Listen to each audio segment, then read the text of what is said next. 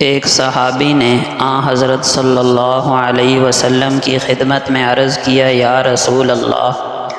آپ کی معیت میں حج کرنے کے برابر بھی کسی عمل کا ثواب ہو سکتا ہے؟ تو آپ نے فرمایا، عمرۃ فی رمضان، ہاں رمضان میں عمرہ کرنا،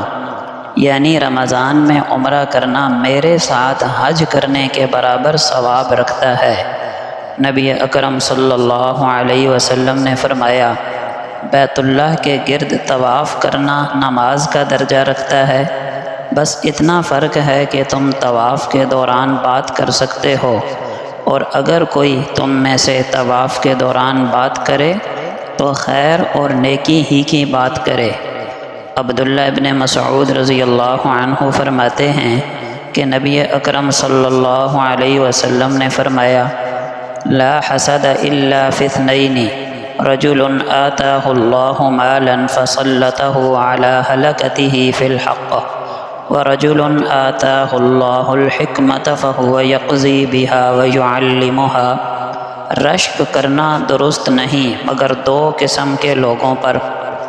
ایک وہ شخص جس کو اللہ تعالی نے مال دیا ہو اور وہ اس کو نیک کاموں میں خرچ کرنے پر تلا ہو،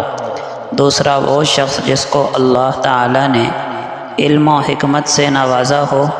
اور وہ اس کے مطابق عمل کرتا اور لوگوں کو اس کی تعلیم دیتا ہو۔ نبی اکرم صلی اللہ علیہ وسلم کا فرمان ہے، زمین میں علماء کی مثال ان ستاروں کی طرح ہے جن سے خشکی اور سمندر کے اندھیروں میں رہنمائی لی جاتی ہے، پس جب ستارے بے نور ہو جائیں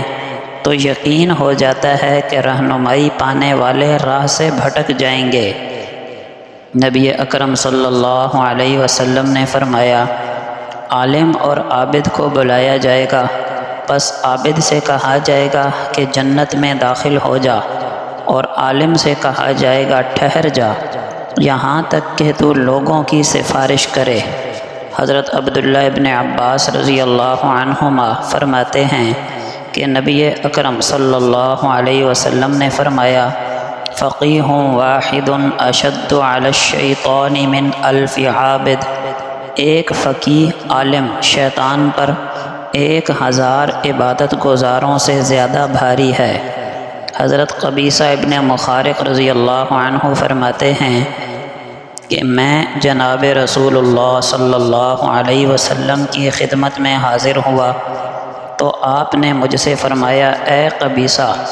تمہیں یہاں کیا چیز لائی ہے؟ میں نے عرض کیا، میری عمر بہت ہو گئی، میری ہڈیاں کمزور ہو گئی ہیں، میں آپ کے پاس اس لیے آیا ہوں تاکہ آپ مجھے کچھ سکھائیں جو مجھے فائدہ دے۔ آپ نے فرمایا، اے قبیصہ، تم جس پتھر، ڈھیلے اور درخت کے پاس سے گزرے ہو اسی نے تمہارے لیے استغفار کیا،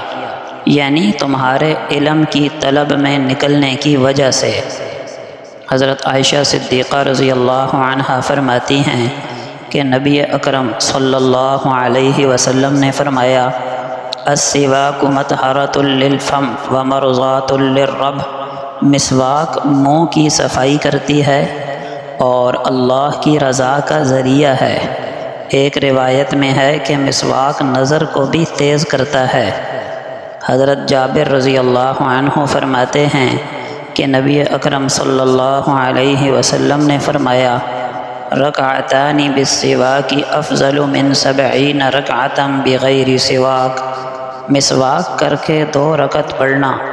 بغیر مسواک کے 70 رکعات پڑھنے سے بھی افضل ہے۔